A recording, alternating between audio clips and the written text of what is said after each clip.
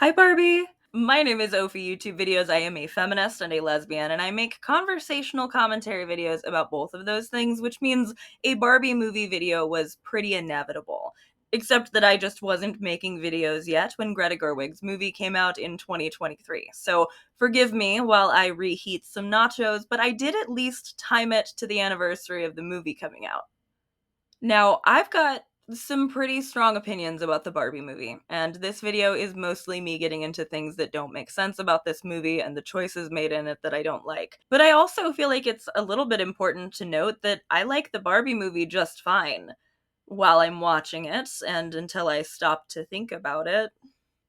There's a huge part of me that wants to be able to just call this what it is, a gorgeous and silly movie with about as much thought put into its gender politics as a little girl playing with dolls might have. I've seen a lot of people use that explanation to shut down a few different lines of questioning about this movie, that trying to apply logic to the Barbie movie is the same as trying to apply logic to playing with dolls, so you should simply sit back and enjoy and have fun and stop thinking so hard. And hey, if you can do that, I love that for you. Unfortunately, my brain does not work that way. I can have fun, I can enjoy, but I cannot stop thinking so hard. And I know that that's been the case for a lot of other people who watched the Barbie movie, because pretty much every single one of my friends has at least a somewhat complicated opinion about the Barbie movie. So I think a lot of the defense of Barbie came down to simple and easy thought terminating cliches, like let people enjoy things, or especially let women enjoy things, or this is a movie for women and that's the only reason people hate it, or nobody ever makes movies about girlhood and this is for us and people who don't like that are trying to take it away from us, or what did you expect for the doll commercial to have college level gender analysis? And I should be clear that I actually do agree with a lot of these defenses of the movie, just to varying degrees. Yes, I do think that a certain amount of the vitriol towards this movie was because it was a movie for women about a notoriously feminine IP like Barbie. Like, I'll be honest with you, I don't think Ben Shapiro would burn a G.I. Joe, right? I'm not going to argue that there wasn't a large and vocal contingent of Barbie critics who were doing that in part just because of misogyny. I do think that there's a reasonable amount of truth to the notion that things enjoyed by and made for and by women are often held to higher standards, asked to answer to more scrutiny. And also, I think it's fine to watch something and have fun without needing it to be the deepest possible exploration of gender dynamics or feminism. And yes, I understand why people, especially people with an existing fondness for Barbie, were defensive over this movie and their right to enjoy it when it came out. But I also think that the overwhelming chorus of let people enjoy things and wow, this movie is so much better than I thought it would be, which means that it's perfect, has left a lot of people who have actual critiques of the film and its attempts to convey its messages feeling like there wasn't really room to talk about that a couple of summers ago. So, in today's video, I'm going to talk about Barbie, and specifically, I would like to talk about Barbie in a way that acknowledges that this movie was always going to be a doll commercial. I don't want to come at this pretending like the failures of this movie are only a result of Greta Gerwig failing to have Margot Robbie denounce capitalism, or because we didn't have that college level gender analysis going on. And you also know me well enough to know that I'm not coming at it from the this is too woke and destroying society angle either. And really, I'm not mad about Barbie being an imperfect movie. All movies are imperfect, and if I'm being honest, I expected to like the Barbie movie much less than I did when I first watched it. I was pretty hesitant about the Barbie movie. I mean, I thought Margot Robbie was great casting, but even when the set photos of her and Ryan Gosling in the rollerblade gear came out, I was being a bit of a hater, which seems kind of silly in retrospect. But the closer to the movie's release we got, the more hesitantly optimistic I was, for a few reasons, one of which being that I do really like Lady Bird, except for the last few minutes of it. And so Greta Gerwig's involvement got me more on board than I probably would have been in a Barbie movie otherwise. And also because I thought the teaser trailer was visually stunning, because I loved watching Margot Robbie's red carpet looks, and also, and least importantly, because the movie came out on my birthday. I can't lie. That was part of what endeared me to a movie I felt like I otherwise wouldn't enjoy very much, and also why I ended up seeing it on opening night at all. I mean, Oppenheimer also came out on my birthday, and I didn't see that either, but other than that, this is a kind of long-standing pattern for me, paying more attention to a movie than I would otherwise if I hadn't found some completely arbitrary connection to it. Like, why on the very short list of Disney Channel original movies that I've rewatched in adulthood, would Read It and Weep have ever made the list, save for the fact that it came out on my birthday and cemented my crush on the Panabaker sisters. Who knows? Maybe next July we'll be seeing how Disney Channel original movie classic Read It and Weep holds up from a feminist standpoint, but I don't think they marketed it that way quite as much as Barbie did. And you may be thinking, Ophi, how are you willing to tell me your birthday? Aren't you afraid about your online security? To which I say, first of all, I'm pretty sure anybody who knew anything about astrology already figured out I was a water sign. But second of all, that's part of why I'd like to thank today's sponsor, Aura, for helping keep me safe enough online to not have to feel scared about telling you when my birthday is. Of all of the data about me that people gather and sell, the fact that I share a birthday with the Barbie movie, Oppenheimer, and Read It and Weep is among the least of my concerns. I'm a bit more concerned about what else is being harvested and passed around about me, and honestly, about you too. If you've been wondering why your email or voicemail inbox is full of spam, I can tell you why. It's because of companies called data brokers that sell your data. They do it without your consent, and they make billions of dollars selling it to marketers, scammers, and even stalkers. And yeah, these data harvesters are legally required to remove your information if you ask, but they make the process confusing and difficult on purpose. And that's why I always recommend Aura to literally anybody who will listen to me say it. They take care of the hard part for me, automatically removing my information from these websites and, most importantly, keeping it off without me having to repeatedly request for things to be taken down. I've been using Aura since the beginning of the year, and I love it. It makes me feel so much safer online to just scroll through all of the opt-out requests that they've put in on my behalf, on shady people finder websites I wouldn't have even known to search for myself on. And Aura does so much more than just remove me from the shady people finder websites. You might have a digital security tool, but not having Aura is like locking the front door but leaving the back door wide open. In other words, you might be as vulnerable to data breaches right now as the Barbies in Barbie Land are to the patriarchy. Don't worry, we'll get to it. With Aura, you can get alerts if your personal information is found on the dark web, real-time fraud alerts for credit and banking, 24/7 monitoring to help keep your identity secure, a secure VPN, antivirus, password manager, and more. And there's also US-based support available around the clock. If anything happens, Aura includes up to $5 million in identity theft insurance protection, and the fraud experts are ready to help 24/7. All this in just one app. Every layer of protection. I love Aura. I have had fantastic experiences with their support, even when I've had silly questions about my antivirus in the middle of the night. And my questions were silly because the antivirus is great, and it feels really good to have a great antivirus since I only have the one computer I'm doing all this on. I need to look out for myself, for my identity, and for my computer, and Aura helps me do a great job with all three of those things. You can try Aura for free for 14 days at aura.com/ofidoki, or by scanning the QR code on the screen right now. And in those 2 weeks, you will discover where your data is being exposed and sold. I'm not leaving myself vulnerable, and I don't want anybody in the nuance corner to either. Thank you so much to Aura for sponsoring this video and so many others on the channel, and thanks so much to everybody who has checked them out through my link. I really appreciate it. Now, I did have to get a little bit drunk to get through telling you about Barbie, and as a result, I forgot to mention that the tween girl gets progressively force-femmed throughout, so just sprinkle that in to your understanding of everything I'm about to tell you about this movie, okay? Okay, so if it's been a minute since you've seen the Barbie movie, it basically goes like this. Barbie lives in Barbie Land, where everything is pink and shiny plastic and girl power, and where everyone is always happy, except for Barbie. Well, except for stereotypical Barbie, Margot Robbie Barbie, the Barbie we're following. I'm gonna just be calling her Barbie, even though all the other Barbies are also called Barbie. So Barbie is living her best pink Barbie life, other than that she has irrepressible thoughts of death, which she brings up during a party she throws in the first full day of the film, leading to a record scratch moment, the rest of the Barbies staring at her after she says, "You guys ever think about dying?" They watch her in stunned silence until she finds a way to cover herself, and then everybody's concern and uneasiness vanishes as they go back to their party. This is a great moment in the film. I actually completely understand why it's in the trailer. It's good.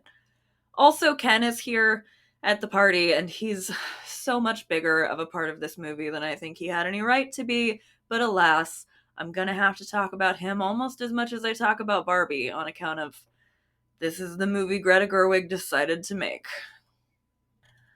From the beginning, Ken is clearly so much more interested in Barbie than she is in him.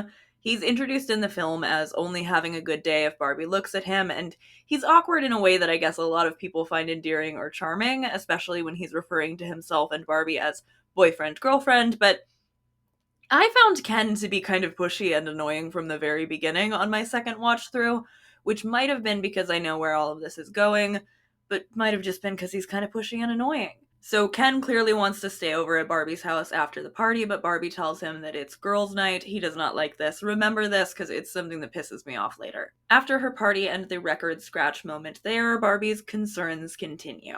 She takes a cold shower the next morning, has to brush her teeth because she has bad breath for the first time, and in a scene that I think goes on just a little bit too long, she discovers that her feet are now flat.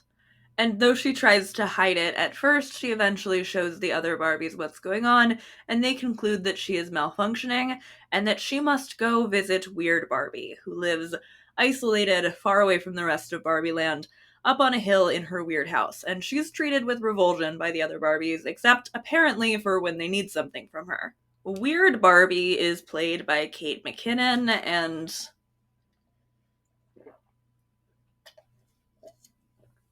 oh man. There's a lot that pisses me off about how Weird Barbie is handled in this movie, because they set her up using a set of rules that they nearly immediately break upon her second introduction in the film. But as set up in the first movie, Weird Barbie was once the most beautiful of all the Barbies until she was played with too hard.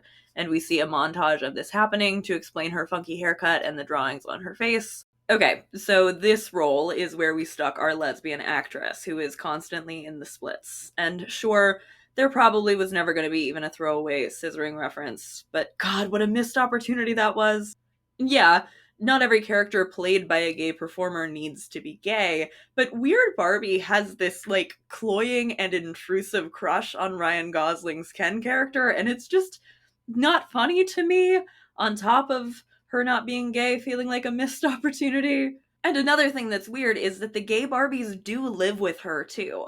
Magic Earring and Sugar Daddy Ken, who are there and who give me this feeling of Greta Gerwig being maybe a little bit too satisfied about collecting representation points while we see Weird Barbie get force-headed right before our very eyes.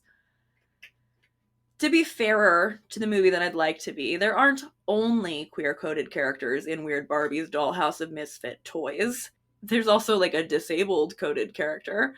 To be clear, there's also a Barbie in a wheelchair in main Barbie Land, so it's not like the only disability representation is shunted off to the weirdos, but it was a little bit hard for me to not read the Barbie who is mad about having a TV in her back as being some sort of disabled by doll rules. But the idea is that Weird Barbie's weird house is where the discontinued misfit toys hang out. Midge does have her own house, though, despite being discontinued. She's one of only very few characters who we can be positive has their own house, actually. Midge is similarly discriminated against in Barbie Land, though. The narration says to us that a pregnant doll is too weird and pans past her too quickly for you to get a good look at her during her first appearance, which, credit where it's due, I think is a pretty good joke. However, it does point to discrimination in Barbie Land, right? And to one of so many questions left unanswered by even the purportedly happy resolution to the film. Why are these Barbies such outcasts, exactly? Midge gets to go to Barbie's party, she gets to have her own house, even though she did get discontinued for being too weird. But Earring Magic Ken, for example, he's not invited to the parties. That's interesting. Greta almost certainly didn't mean for us to feel as much pity towards these outsiders and to have as many questions about the class system in Barbie Land as I do, but that doesn't make it any less interesting for me to try to pick apart. However, I don't want to get too deep into the underclasses in Barbie Land just yet, so let's put a pin in it for now, because I need to keep talking about the worst feature of this movie. Its plot.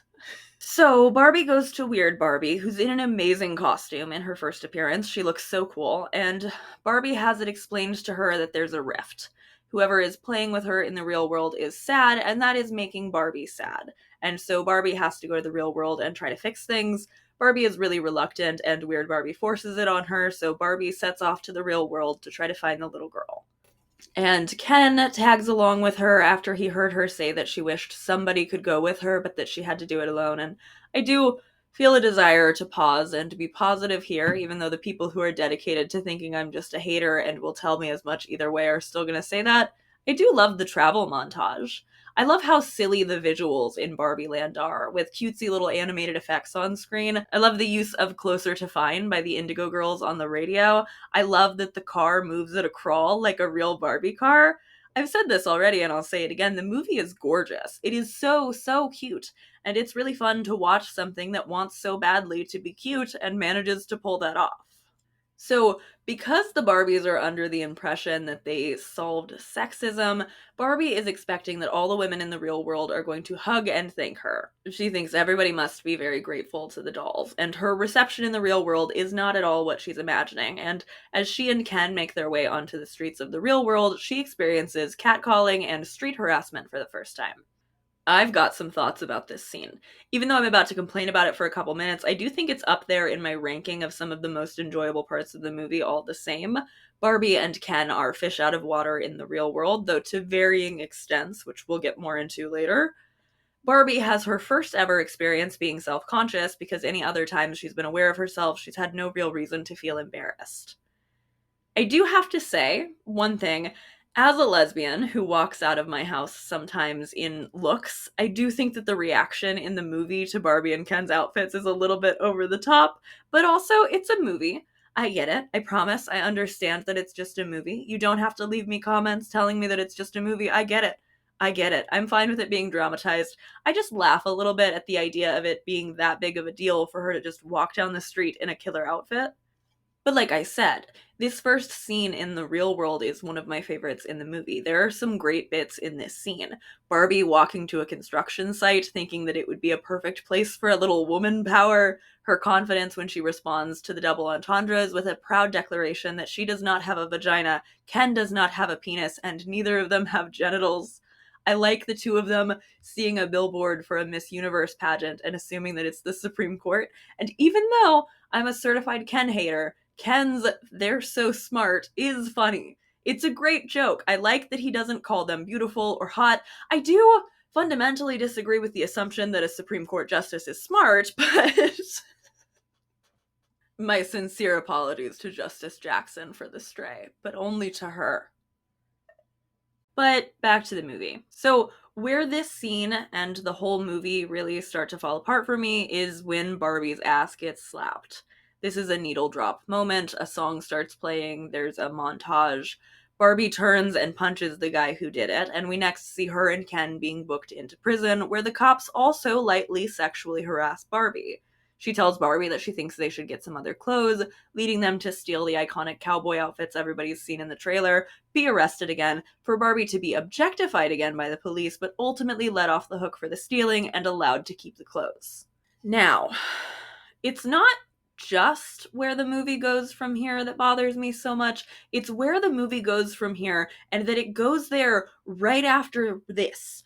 If the movie went where it went and it didn't include Ken being present while Barbie was sexually harassed at least 3 times, maybe it wouldn't get under my skin as much as it does. But alas, the movie does go where it does, and it does do so after this montage. And the handling of this bit frustrates me for a few reasons. To knock the easiest objection out of the way, though, it doesn't bother me because I think sexual harassment can't be shown in a movie. I'm fine with that if you're doing a good job with it. This isn't really doing anything with it. It doesn't serve to do very much. I'm not convinced that this is saying anything, no matter how much I feel like Greta Gerwig might think that it says something. I mean, maybe there's half a commentary about street harassment baked into the scene. Barbie says a couple minutes before her ass is slapped that there's a violent undertone to the comments she's getting and the way she's being leered at. Ken ignores this, crows about how good it feels to be seen and admired by strangers. Maybe because he also gets arrested, I'm supposed to imagine he started swinging in Barbie's defense too after she clocked that guy, but I didn't see it happen, and I'm loath to give this guy this much credit for reasons that will continue to be evident the more we talk about this plot. And so, like, by having Ken here as a bystander in a movie that isn't really trying to make a point about bystanders or complicity, and by playing this for laughs, and by managing to not really make a sensible point on street harassment, and by never letting Barbie be all that bothered by it, other than when she turned around to punch the guy on instinct and then seemed to have a panic response to her having done that, it's just fumble after fumble after fumble. So, after all of this, Ken is immediately already bored of being in the real world. He has no interest in helping Barbie with what she came for. And she's frustrated and exasperated by him because she has to be his fucking mommy for this whole movie. So she sends him away so that she can think and try to figure out where the girl playing with her is.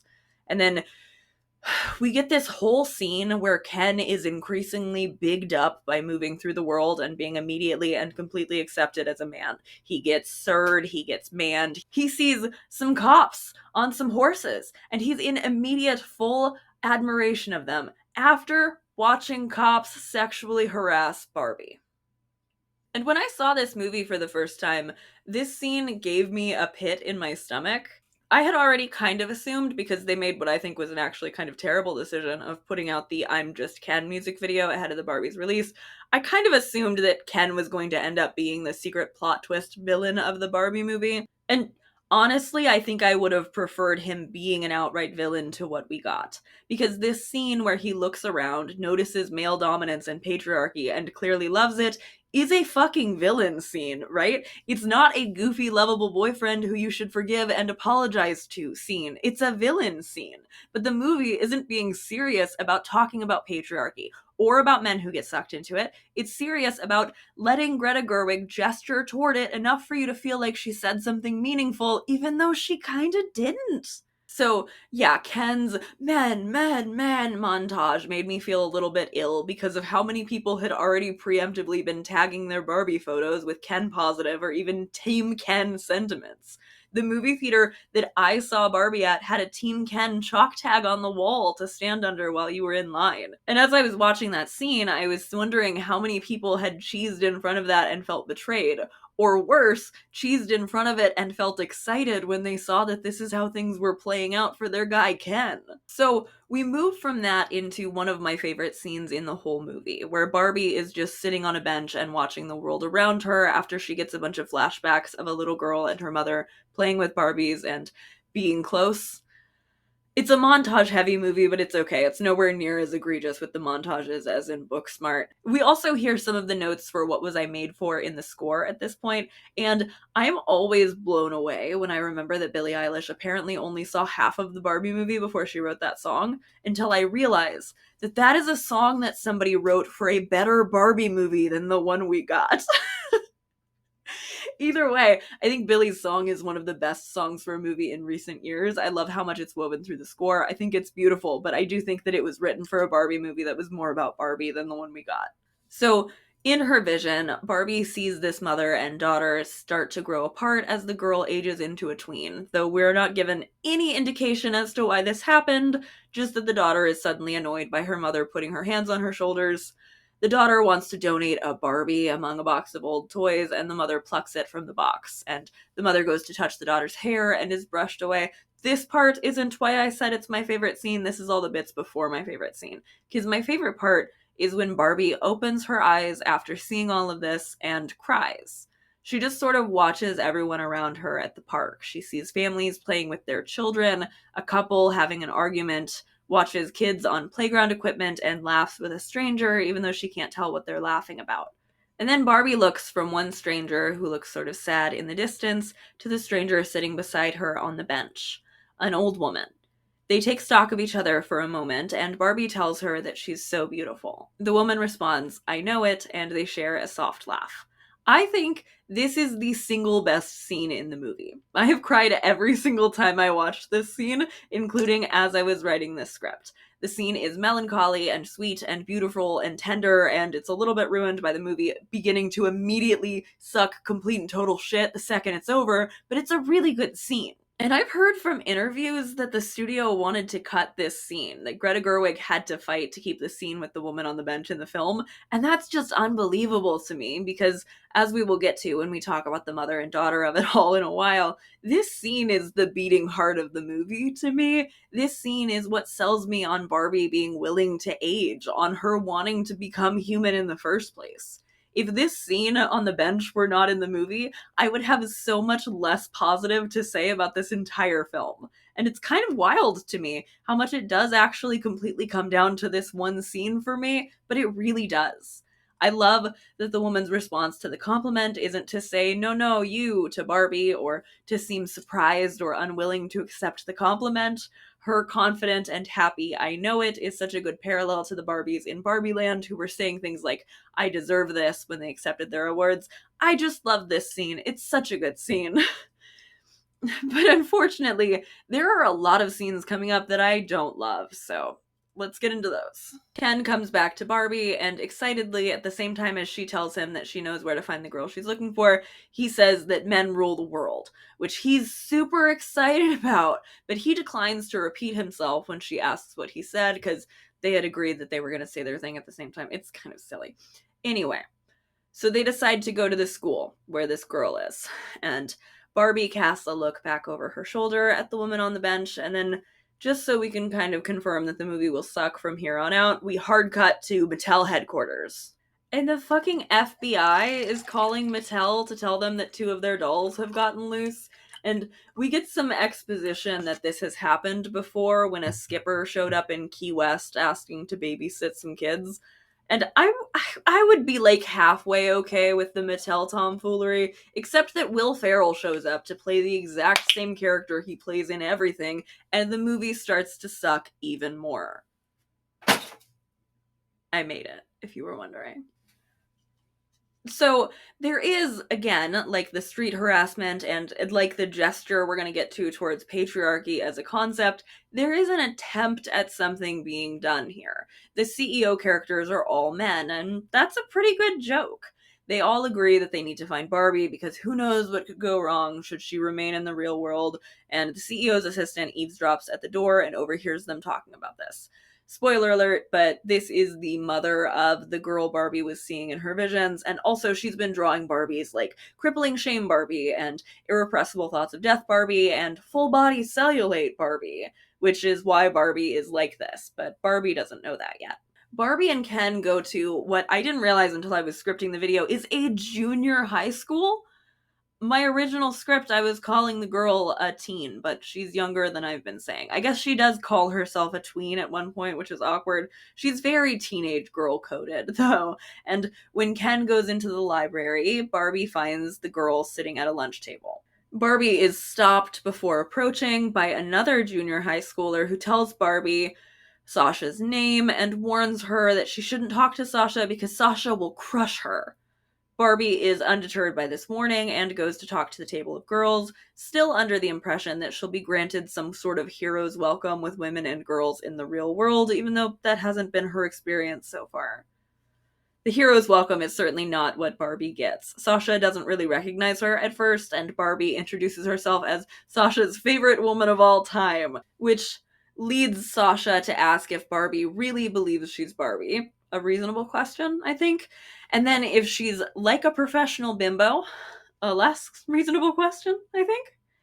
And sets us up to understand this tween girl being pretty much exactly as mean as her classmate warned Barbie that she would be.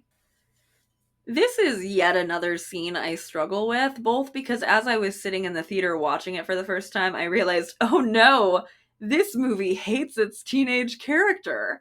And because, is Sasha wrong to not be super friendly to a strange adult woman coming and claiming to be her favorite woman at the junior high school? Like, I don't, free my girl Sasha, she did nothing wrong. Okay, so Barbie and Sasha get into an argument at the junior high school. Sasha says that Barbie has been making women feel bad about themselves since she was invented, that she represents everything wrong with our culture, like sexualized capitalism, unrealistic physical ideals. Barbie interrupts her. She says that she's describing something stereotypical and that Barbie is so much more than that. And Sasha snaps for her to look at herself.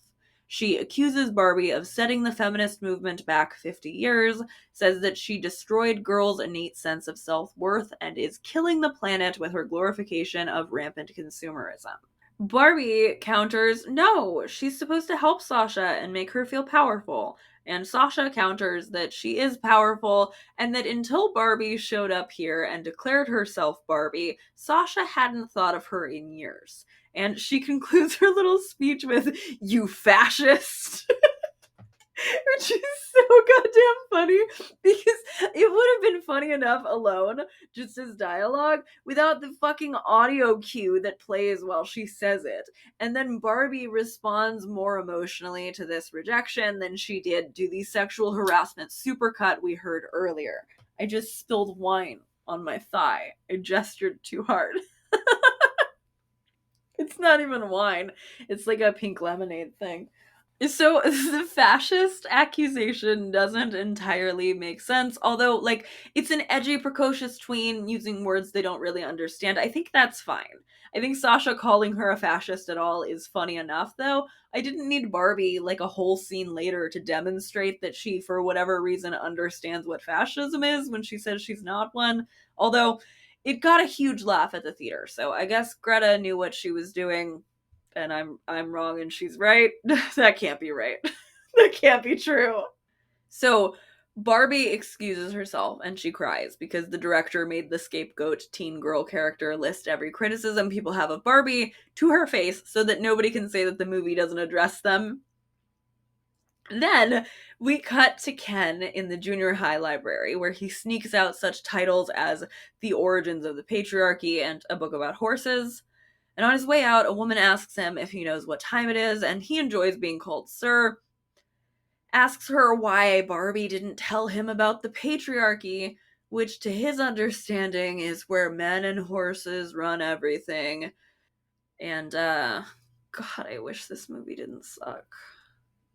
The woman doesn't really correct his impressions of patriarchy, which, to be fair, I wouldn't either. She just says, sure. So Ken sets off to look for a job, but he finds himself unable to land one due to his lack of qualifications. He tells one man who declines to hire him that they aren't doing patriarchy very well and is told that they are, but they find better ways to hide it now. Halfway funny joke, I'll admit, credit where it's due. Ken can't find a job in the real world, not even his previous job of beach, so he voices aloud his desire to go somewhere that he can start patriarchy fresh. And then he stands back and watches as Barbie is taken by men in an armored car.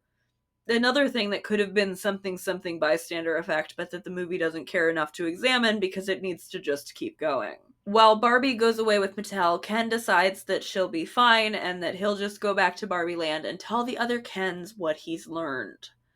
Sasha's mother goes to pick her up at the school, and Sasha rebuffs her, giving her a nickname as they watch Barbie get into the car. And Sasha is social justice coded, not just during her argument with Barbie, but again here in this scene. Because she tells her mother that Barbie is a nut job, but then she corrects herself and she says that Barbie is reality challenged. Anyway, the guys in the van bring Barbie back to the room full of CEOs who want to get her into a box, which they say will send her back to Barbie Land. They're not concerned about Ken, who's already halfway back to Barbie Land by now, and they try to pressure Barbie into getting into the box. And I couldn't get a real read on whether or not that box was supposed to really send her back to Barbie Land or if they were just going to keep her trapped in the box. Maybe if I was supposed to believe that they were really trying to keep her trapped in the box, the stakes would have been a little bit higher for the chase scene that results, but the movie didn't really care to think about it that much. That's a pattern. Barbie eventually escapes before they can seal her into the box and she goes on the run. She meets Ruth Handler, the inventor of Barbie, who helps her get out through a back route, and then there's a car commercial in the middle of the doll commercial movie as Gloria and Sasha pick Barbie up, and Barbie realizes in the car that she's here because of Gloria and not because of Sasha. And then, because like I said, a montage-heavy movie, we see the memories that Barbie saw earlier all over again, but through Gloria's perspective this time. And through this whole scene in the car, Sasha remains unimpressed by both Barbie and her mother, even, like, rolling her eyes but declining to argue with it when Gloria complains that her daughter hates her. But Gloria and Sasha come back along with Barbie to Barbie Land as they try to lose the CEO gang from Mattel who is chasing them. And Sasha is like, "Are you seriously gonna let a Barbie take your tween daughter to Barbie Land?" And Gloria is like, "Yes, because I'm a mom and I never get to have fun." And I guess we also saw this happen to Barbie too, where in this movie, characters have to do what the plot wants them to do no matter what. But I don't like this. I'm not entirely certain why the mom couldn't have said, "Well, you can stay home with your dad then," even if we wouldn't have seen Sasha take her up on that offer. In fact, I think seeing Sasha be offered the chance to stay behind, but rejecting it, might have done more to sell me on her later face turn and sudden allegiance to her mother. Maybe she could have thought that she was like keeping an eye on her mom or something, but as it is in the movie, she's just dragged along while the dad stays behind and does Duolingo. And if you forgot that America Ferrera's character was married in this movie, I don't blame you. He's barely a character. His daughter is barely a character either. We get even more CEO shenanigans as Will Ferrell and company follow them to Barbie Land. They're concerned about consequences on Earth from having humans in Barbie Land, so they want to go and bring the humans back, and I just hate this plot line. But also, I hate like most of the rest of the plot from here on out, so what are we gonna do?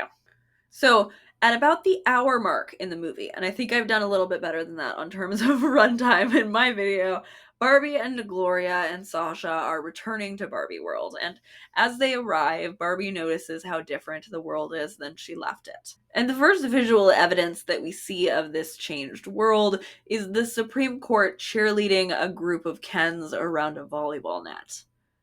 And President Barbie is like airplaning beers, which she says is so much better than being the president. Like, who wants a brewski beer? Mm-hmm. So Barbie drives them through Barbie Land, which the Kens have ruined, and they see that their version of Mount Rushmore has been carved over with horses, which is like double colonialism, and then that the capital has been overtaken and that the dream houses have been taken over by the Kens. And as they're driving up to Barbie's playhouse, Sasha asks where the Kens live, and Barbie admits that she doesn't know. The Kens are now staying in the dream houses, where Ken is hanging out and explaining the patriarchy to the other Kens. Ken has renamed Barbie's house to the Mojo Dojo Casa house, and the Mattel executives are upset by the impact that this will have to the real world. Mattel is suddenly making bank on Ken merch, and the Will Ferrell character has this whole speech about how he's not in this business for the bottom line, but because of little girls and their dreams. And this spoils any possible enjoyment that I might have had of the Mattel critiques in the movie. Because, yeah, it calls out that they haven't had very many female CEOs, but this just reminds me of how ultimately toothless any criticism of Mattel had to be, on account of it being criticism that was happening in the doll commercial movie. In Barbie Land, the Kens have subjugated all of the Barbies into wearing sexy outfits and being mind controlled into domestically serving them, rubbing their feet and setting aside their ambitions to do so. I've seen it said before that the Kens simply reversed the matriarchy and what else were they supposed to do and blah blah blah. But I think that this element of gendered subservience gets missed in that analysis, that this was simply a clean reversal. Ken's job was beach. Ken's job was not rub Barbie's feet and wear something sexy for her enjoyment. But also, for some reason, all of the Barbies are super stoked about doing this because they've been brainwashed into it. Ken's friend Alan is not quite aligned with either the Kens or with the Barbies in this subservient class once the role reversal happens. He doesn't seem to have been successfully brainwashed so much as he seems to be just trying to survive in this Ken occupation. And the movie tries to explain how this happened eventually, with the worst line in the film, when America Ferrera's character Gloria makes a throwaway joke at the expense of indigenous peoples being exposed to smallpox, which is just such a bad joke and not funny, and I hate it. And also, it doesn't make any sense as an explanation for why the fucking brainwashing works. Like, what are we doing? Greta! Greta, girl! Greta, what were you thinking? Aside from that one racist line, this whole they are brainwashed because they don't know about patriarchy thing is one of those don't think about it too hard things, like so much of the rest of the movie. Also, there's some contrived bullshit going on where even though the Kens took over, they're not going to vote to finalize their changes to the Constitution until 2 days from now for some reason, so that there can be enough time for Barbie to save the day. So, back at the stolen house, Ken tells Barbie to leave since she has rejected his offer to be either his bride wife or his long term distance, low commitment, casual girlfriend. And he says it's Ken's Moto Dojo Casa house, not Barbie's dream house, since she had told him that it was Barbie's dream house earlier. And it's kind of treated like this, like, mic drop moment. Ken is like, how does that feel? It is not fun, is it? But that's not the same situation at all. Barbie not inviting Ken into her house after a party is not equivalent to Ken kicking her out of her home and enforcing patriarchy in Barbie land. And it does feel awful to watch Barbie sobbing as Ken throws her clothes off the balcony. It's awful to watch, but also it's funny. I want to mention here, Margot Robbie is so goddamn funny, and it's really frustrating to me that she didn't get a chance to do more physical comedy in this role instead of having to spend most of her time in exasperated mommy mode towards Ken. She's really goddamn funny. So Barbie cries at Gloria and asks Gloria why she had to wish her to life with her complicated human emotions. And Gloria tries to apologize, but Sasha tells her mom not to apologize, and then steps forward and delivers this out of nowhere impassioned defense of the mother that she has been so annoyed by for the rest of the movie, saying maybe it's Barbie's fault that they're here, and then concluding eventually that Barbie, since she has given up, is exactly what Sasha thought she was. And when Barbie asks them to leave, Sasha tells her mother, Gloria, that Barbie doesn't deserve her. Huh? I'm sorry, what? Huh?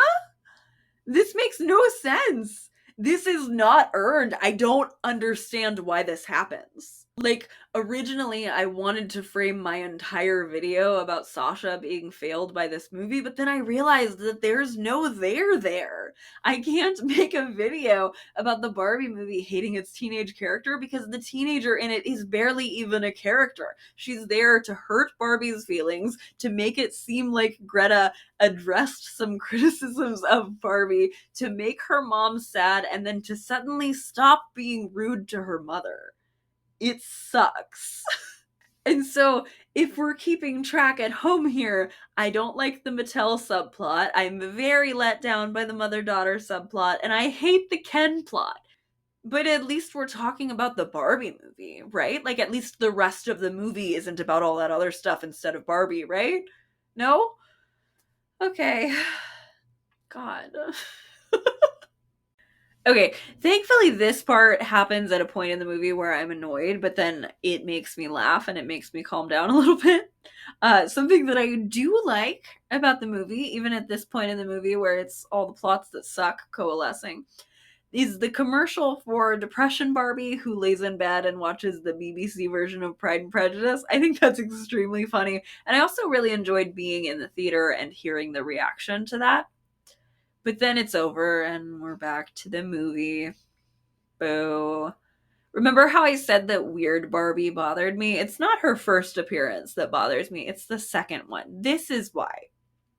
So Gloria and Sasha leave, and Barbie remains sad and depressed on the floor. And Weird Barbie slaps normal Barbie awake from her depression nap on the grass. And she doesn't have any markings on her face anymore. And her hair looks kind of amazing. I mean, it's like it's shaved on the sides, and I realize now it feels very self-interested for me to defend that. Kate McKinnon's Weird Barbie's hair is like, it looks good the second time that I'm seeing her, though, is what I'm saying. Like, it looks like a very intentional haircut. It looks like a doll would have that haircut. She does not have markings on her face anymore. Her hair looks amazing. She's just another normal pretty lady.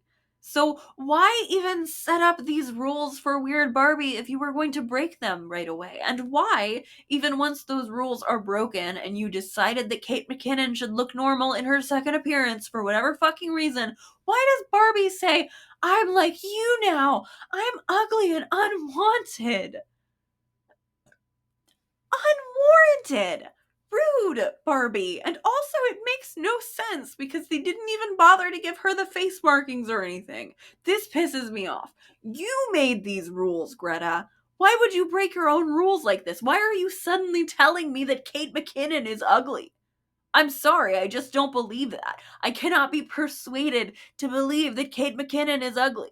And so, Weird Barbie brings Barbie back to her weird house while the Mattel CEOs head for Barbie Land and Gloria and Sasha head for the real world. There's another genuinely great joke in here when the radio cuts out from the Indigo Girls and starts to play Push by Matchbox 20. No notes from me. That was extremely funny. I genuinely really like that. I used to have to listen to so much Matchbox 20. My mom was so into Rob Thomas. So Alan pops up in the back seat because he's desperate to escape from Barbie Land. There's another great throwaway joke about all of NSYNC being comprised of runaway Allens, which I think is funny. He also mentions all of Ken's clothes fitting him, which is, of course, a real Allen feature. And though Gloria and Sasha are about to leave, Sasha decides that Barbie needs saving, and she's fully on Team Gloria now, even willing to argue that her mother's drawings aren't stupid, but amazing. And weird and dark and crazy and everything Gloria pretends not to be. I guess this does feel slightly more earned after they bonded over singing Indigo Girls together, but not enough earned for me to not feel very annoyed. Yeah, so they agree that since Gloria is weird and dark and crazy like her drawings, they should go back and save Barbie Land, and Alan laments that he will never get out of here. So, Weird Barbie and her queer coded cohort are attempting to deprogram writer Barbie, but it isn't really working. And Barbie and Weird Barbie conclude that Barbie's exposure to the real world made her immune from the brainwashing. Again, you'll remember that terrible line about the indigenous peoples. The line was like, they're not inoculated against it. So, being in the real world made Barbie inoculated against it, I guess. The humans and Alan join Barbie at Weird Barbie's weird house, and Margot Robbie laments not being pretty anymore to America Ferrera, a thing neither of those women could possibly actually relate to. America Ferrera then gives a monologue about how impossible it is to be a woman, and honestly, I have so many thoughts about this part of the movie that I want to save it for later, like I am the underclasses in Barbie Land, so hang on for me if you will. America's speech/slam poem about double standards and expectations not only makes Barbie feel better, but also snaps writer Barbie out of her stupor. And they realize by giving voice to the cognitive dissonance required to be a woman under the patriarchy, you robbed it of its power. The Barbies then concoct a plan to sneak Barbies away one by one from the Kens, give them a couple of lines that could have been in America's big slam poem so that they'll snap right back out of it and join in on the big plan to turn all the Kens against each other so that they will infight and not vote to change the Constitution in that very conveniently set up plot for Barbie to save the day. And I can stop to be positive again because the pan out before the final stage of their plan, when all of the Kens are singing Push by Matchbox 20 to the Barbies, just like Ken is singing to our main Barbie, is so funny to me.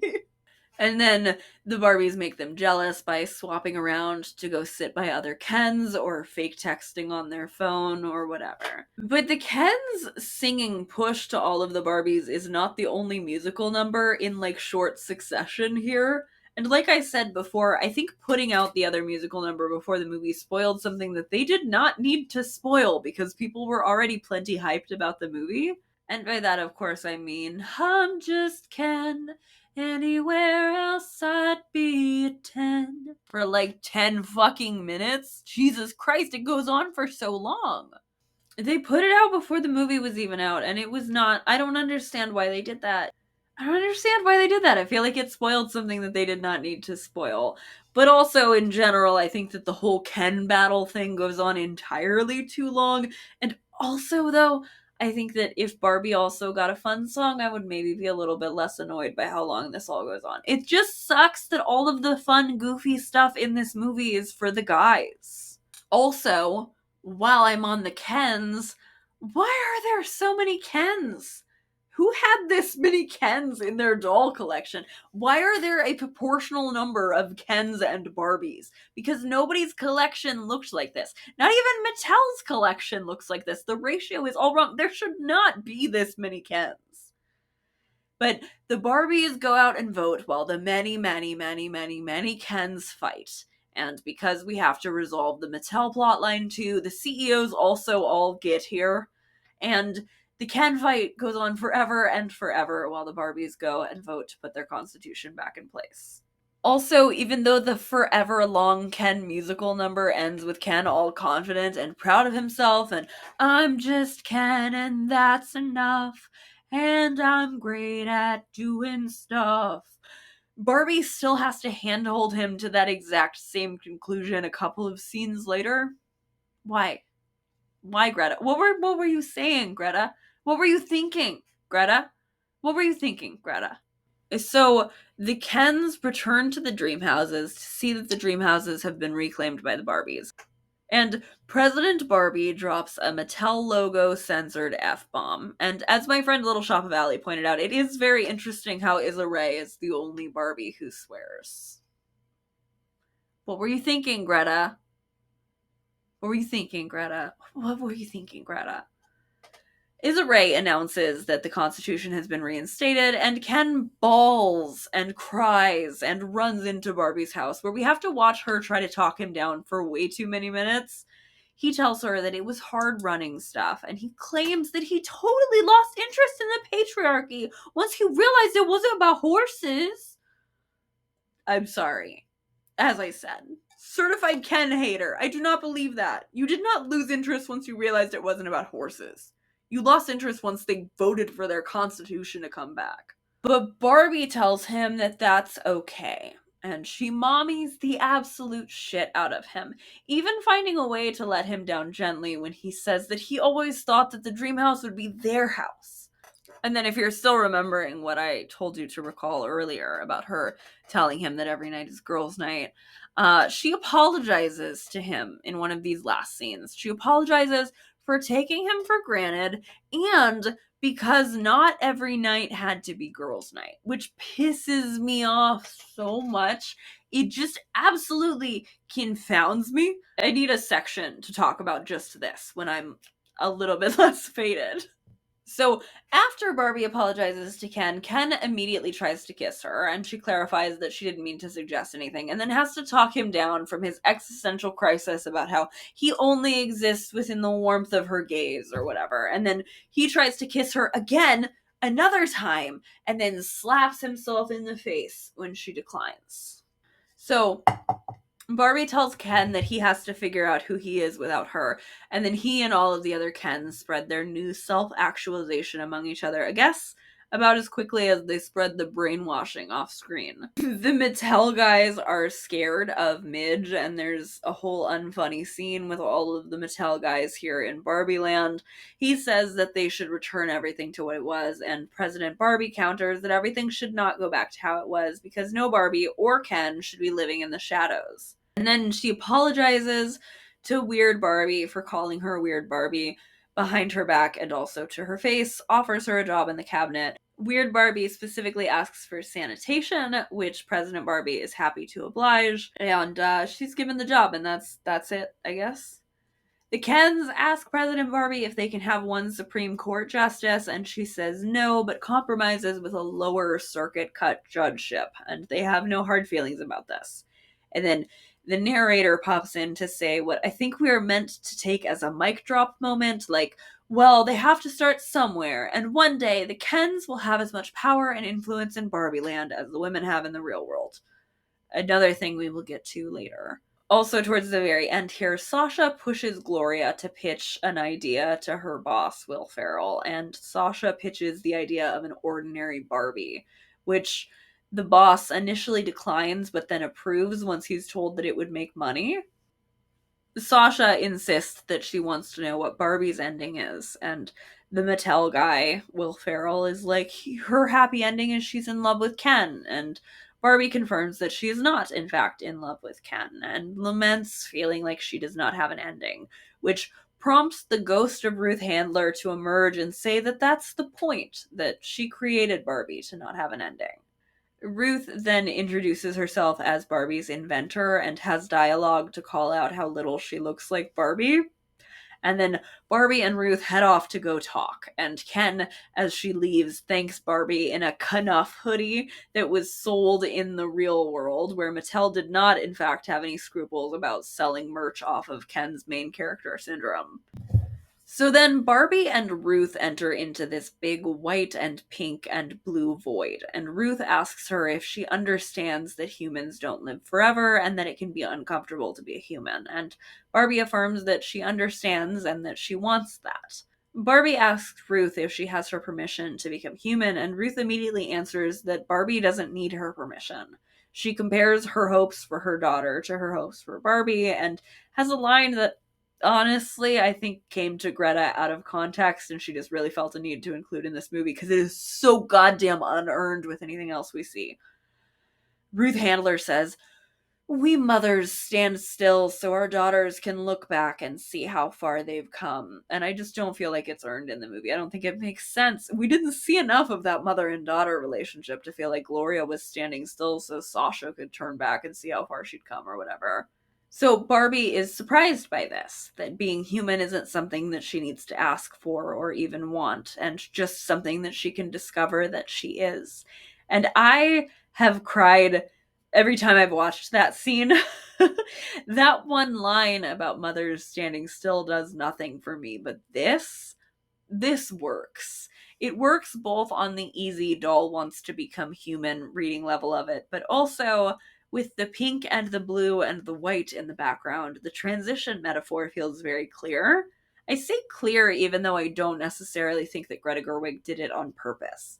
But I watch this and I think about how obvious that metaphor would be with being a woman used in place of being human. And in that context, it's really beautiful, and so is the rest of the scene.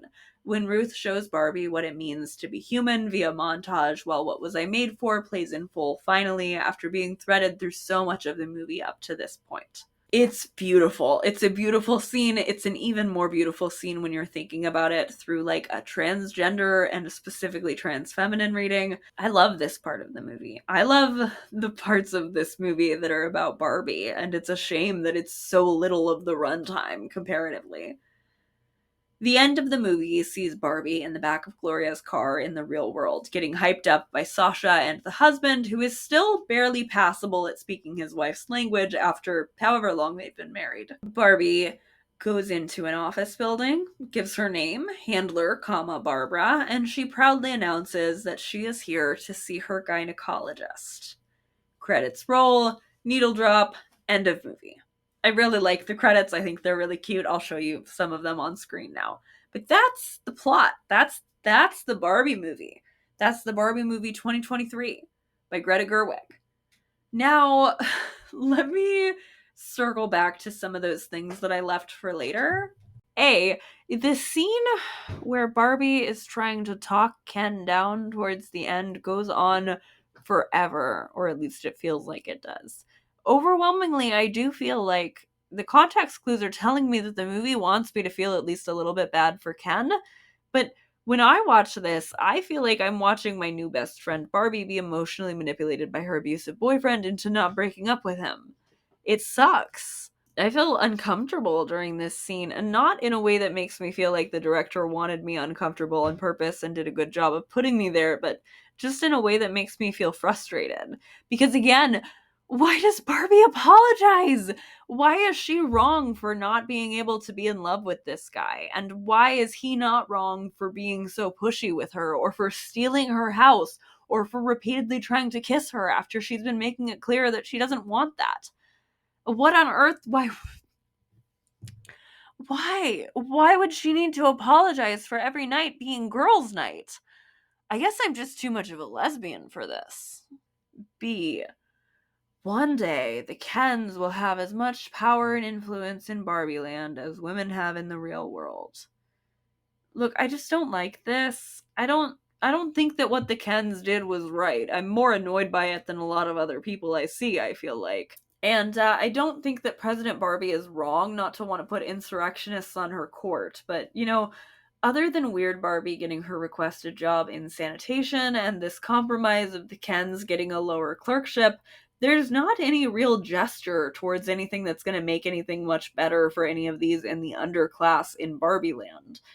And though I'm not entirely sure how much of an underclass we are meant to see the Kens as, I think Midge, the gay Kens, and the discontinued Barbies might have been thrown some sort of bone here in the movie that they just weren't, because Weird Barbie was enough of a representative for all of them, I guess.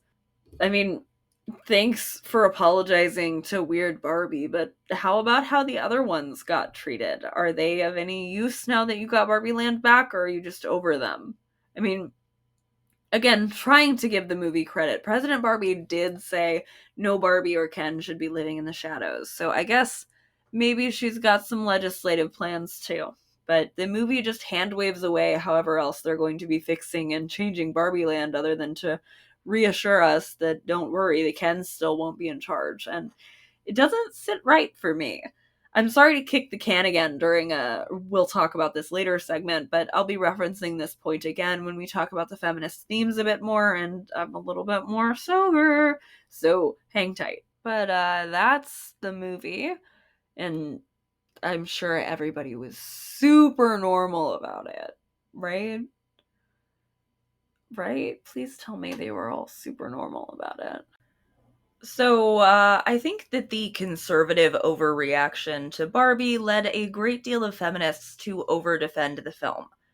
Don't get me wrong, I myself also have this desire to rub Ben Shapiro's nose in something he hates being good, actually, and I do think that a lot of his criticisms of the film and his concerns over young girls being corrupted by it are on their face ridiculous. But I don't think that all criticism of Barbie is ridiculous. You may have thought that I got all of my criticisms out of the way when I was recapping the plot, but that was just drunk bitching. Here's my real criticism of Barbie, the thing that makes it so hard for me to defend.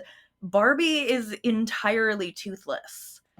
Sure, it has those surface level criticisms of capitalism, which were approved by the mega corporation behind the doll line this movie is a commercial for. And really, those critiques of capitalism are more just along the lines of more women should be hired, which isn't so much a critique of capitalism as it is of a lack of economic opportunity for women at this particular doll company. And sure, Greta Gerwig could only really be so subversive. Again, I do understand that this was a doll commercial and so could only really do so much. It was never going to end with the Barbies seizing the means of Mattel production. But here, with the capitalism criticisms as well as with the feminism plotline, Greta Gerwig plays a little bit of a dirty trick on you. She's using the right words to make you feel like something is being addressed while actually not really addressing it, or addressing it in a way that is confused enough to undermine her entire point. Scooting over to my criticisms of the feminist discourse attempts in this movie, I think that the use of the word patriarchy in this film is among the most egregious examples of Greta playing this trick. I fell for this trick the first time I saw Barbie. I left the theater thinking how surprised I was to have heard the word patriarchy at all in a blockbuster. And even though I had immediate criticisms about it being the Ken movie rather than being allowed to be about Barbie, I proceeded to give Greta Gerwig, I think, entirely too much credit for this confused feminist messaging. Because while I don't agree with Ben Shapiro that this movie would be a bad influence on a young girl because it would encourage her to smash her baby dolls or whatever, a question that I do return to a lot in my mind is, if I were speaking to a young girl who had only heard the word patriarchy in the Barbie movie, would her having seen Barbie make it easier or harder for me to explain the concept of patriarchy? And rewatching it, I kept thinking, yeah, no, it would make it harder. Other than the fact that they might have learned the proper pronunciation of the word patriarchy from Barbie, I don't think the movie does all that much to attempt to explain what it is.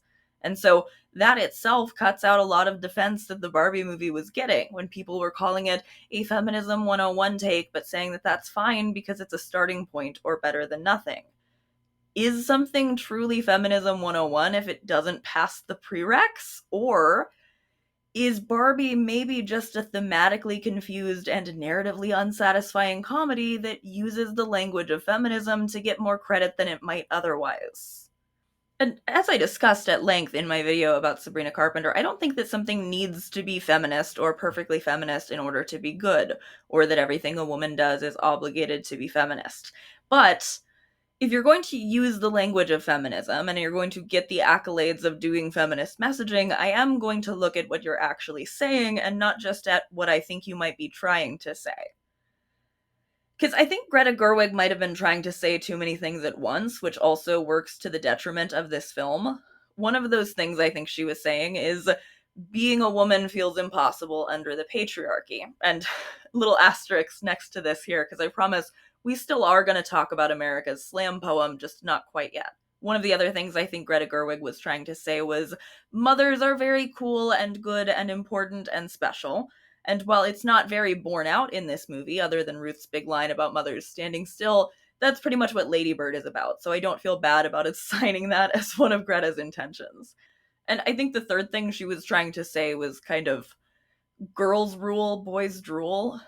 I'm again circling back to that line about how someday the Kens will have as much influence in Barbie Land as women have in the real world, which just sits so wrong with me. And not in a men or Ken's rights activist sort of way, but because it tells me that Greta Gerwig's feminist metaphors have gotten entirely too confused for her own movie. Like, I think one of the only funny lines during the extended CEO shenanigans is when one of the men, in answer to Barbie looking for a woman in charge at Mattel, says, I'm a man with no power, does that make me a woman? Like, that gets a nose laugh from me. I think it's pretty funny. Until I remember that Greta and the movie sort of answer yes to that question for as long as it's convenient, and then answer, no, no, no, it doesn't. The Kens are forgotten. They're underrepresented in government, and they're not able to obtain the same jobs as the Barbies have. Maybe the Kens have their own houses, but also maybe they don't, and Greta didn't want to bother confirming either way. Greta did want to set Barbie Land up as a matriarchy, and she wanted there to be issues in that system, but also for the system not to have to radically change at the end, because she ultimately found that flawed matriarchal system to be good. And we can even set aside the way that the Kens might be legitimately disprivileged in terms of housing and careers in Barbie Land. We can set aside the incongruency of them serving as both metaphor for oppressor and the oppressed at once. This is a different complaint. The Kens are all incredibly dumb. Barbie is so much smarter. Barbie has so much context for the real world, enough context to have a book definition for fascist when Sasha calls her that.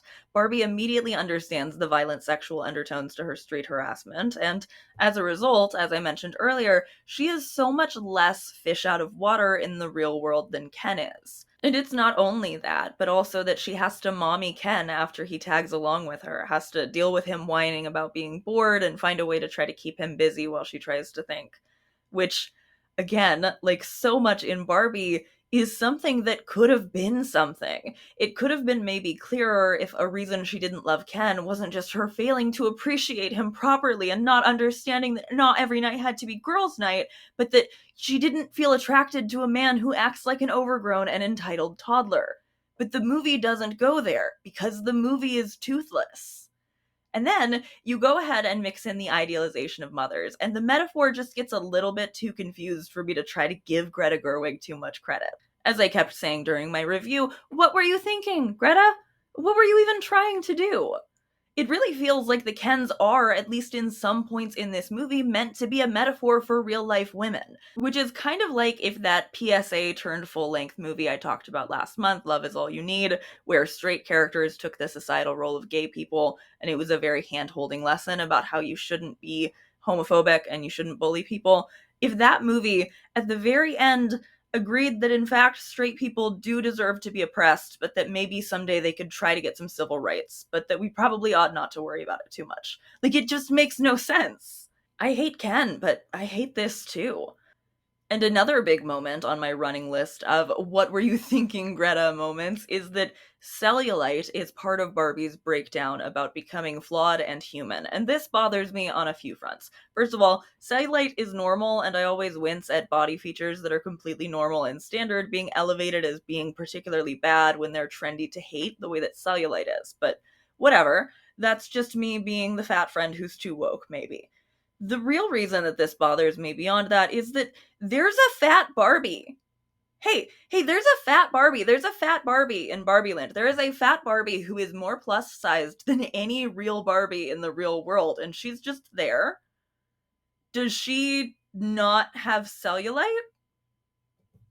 I would assume that she would, and if so, how do the other Barbies who are agreeing that Margot Robbie having cellulite is bad treating that Barbie about her cellulite? If it's so bad and scary and noteworthy and means that she's malfunctioning.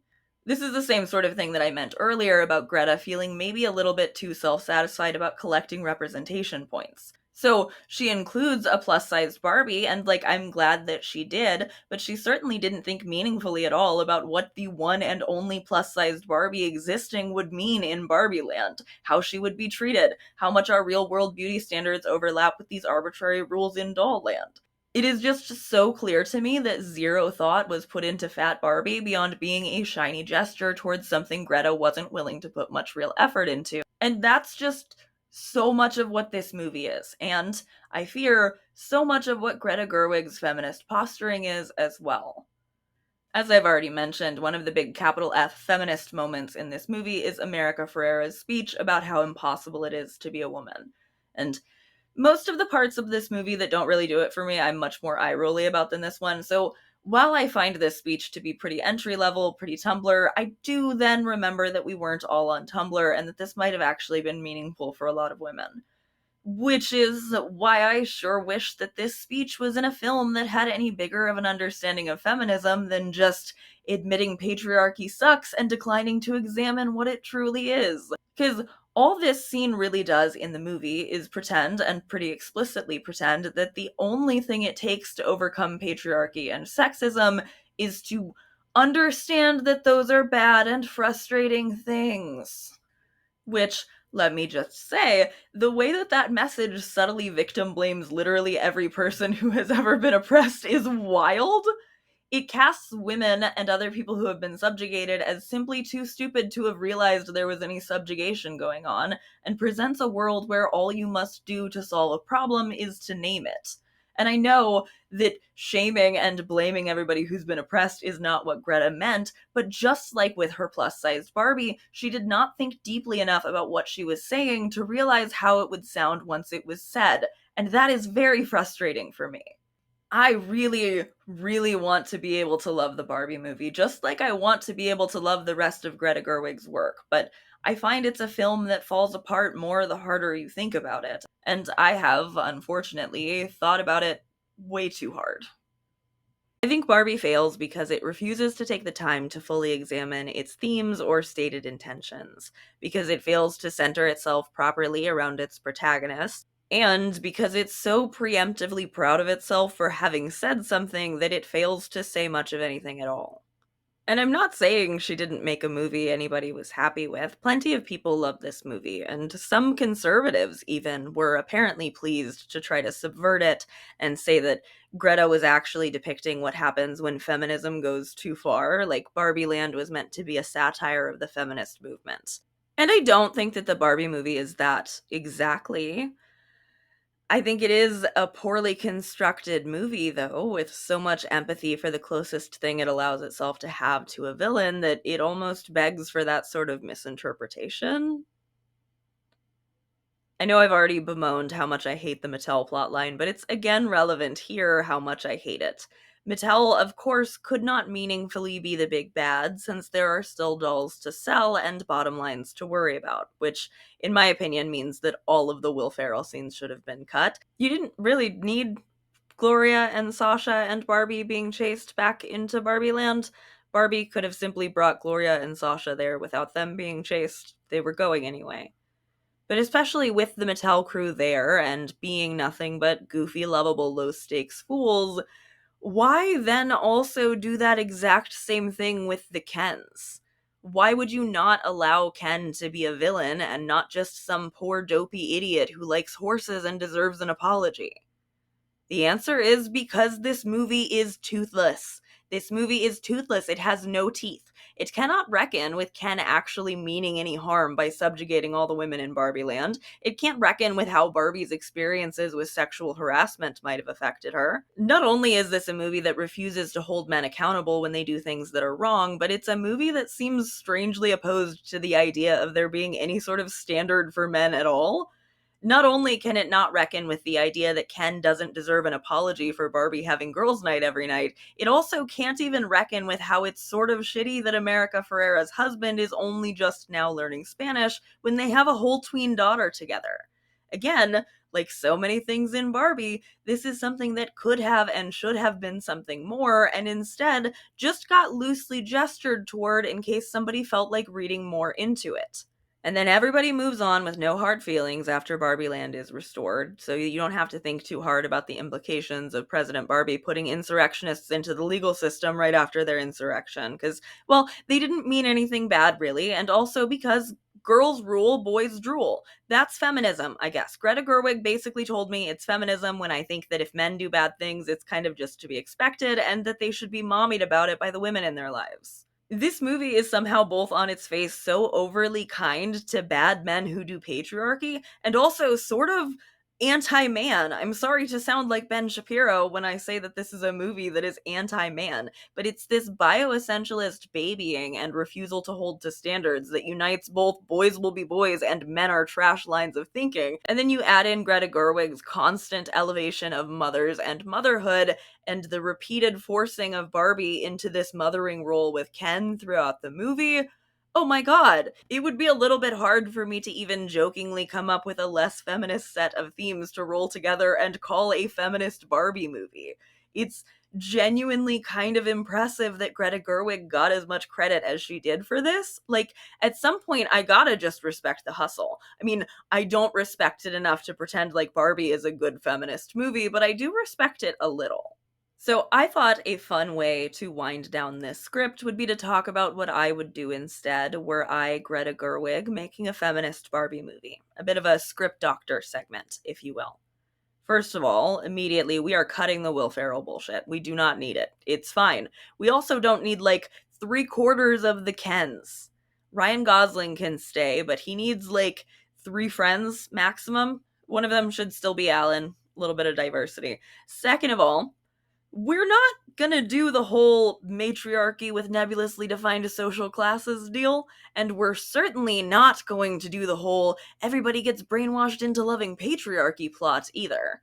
If I wanted to make a social commentary that was actually easy to map onto real world feminism, my solution to Barbie Land isn't as perfect as it looks would be really simple, and I think an actual good analogy to the real world. I would have Barbies who come in a box set with a Ken and a house be treated better than Barbies who don't. Then suddenly we're doing actual social commentary instead of what if the Ken dolls were sort of treated like women a little bit, but also a different thing. We would be talking about the expectation of marriage for a woman to be taken seriously or respected. A real thing in the real world that impacts gay women, asexual women, aromantic women, and anybody who might not want to get married. So then that's my solution for how Barbie Land could still be fucked up and be pretty easy for them to say, well, this is unfair and we'll change it, and here's how we'll change it after the ending. But from here, for the rest of the plot, we've got two options. We can move forward with the Barbie is getting weird because Gloria is playing with her plot, and then we would need to actually focus on the mother and daughter with some of the runtime we're freeing up, and we could earn any of those plot beats between the two of them, maybe figure out what Sasha's problem was with her mom, other than Greta Gerwig seeming to feel a need to apologize to her mother for having been a teenager, but we could do that. Or since Greta Gerwig already seemed to know she was going to be pissing conservatives off by making a feminist Barbie movie, I would have gone full subversive. Because as it currently stands, I think the only truly subversive thing about the Barbie movie is that Barbie is explicitly not in love with Ken, which is a start, but very much only a start. So if I had reason to believe that Ben Shapiro was getting pissed at me either way, I would just go all out. My Barbie movie plot would be that Barbie goes into the real world not because she's forced into a journey she doesn't want to make but gets pushed into by Kate McKinnon and also the plot, but Barbie being a more willing participant in her journey.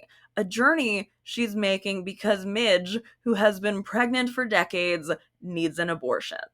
Can you imagine? I mean, conservatives were going to be mad about Barbie either way. This would have been so much better. Ken can still come, and he can still come too if we're doing the mother daughter plot instead. But instead of wandering around and thinking that cops on horses and misogynists in public are cool, I want this guy to wander into a gay pride parade instead. Because in the movie that we got, Ken and Barbie are actually a really good metaphor for compulsory heterosexuality, for going through the motions because a relationship is expected of you. Again, something that would have been more interesting to explore if it included a societal commentary element. I would have much more empathy for Ken if he had a combat backstory compared to him being a whiny, entitled man-child like he is in the movie Greta Gerwig decided to make. Ken would get no musical number, but he would get a boyfriend, so it would balance out, I think.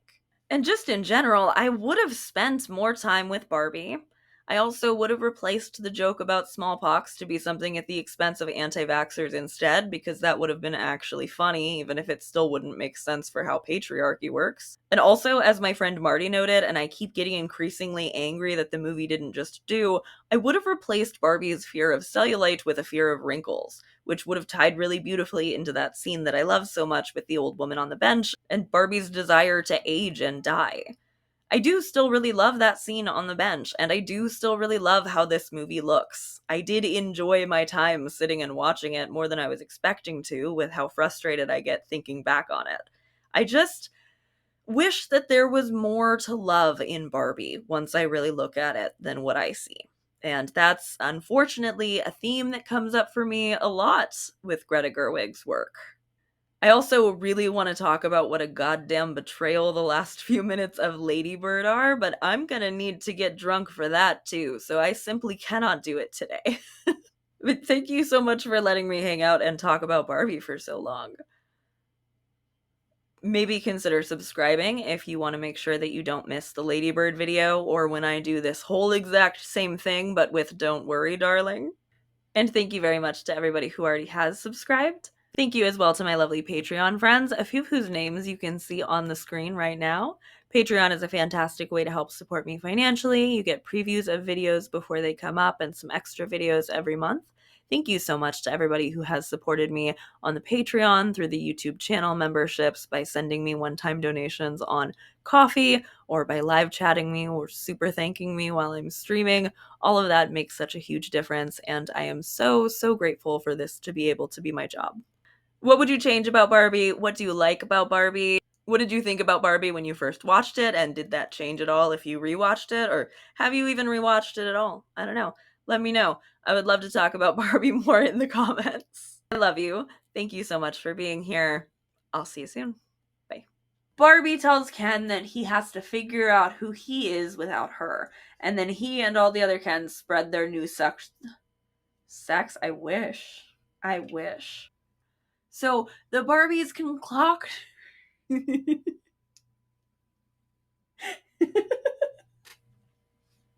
I spilled it. How do all the bread tubers do this? And President Barbie drops a Mattel logoed censored. Sounds so stupid when I'm trying to say it. And President Darby. Weird Barbie and her queer-coded cohort. Cohort? That's hard to say.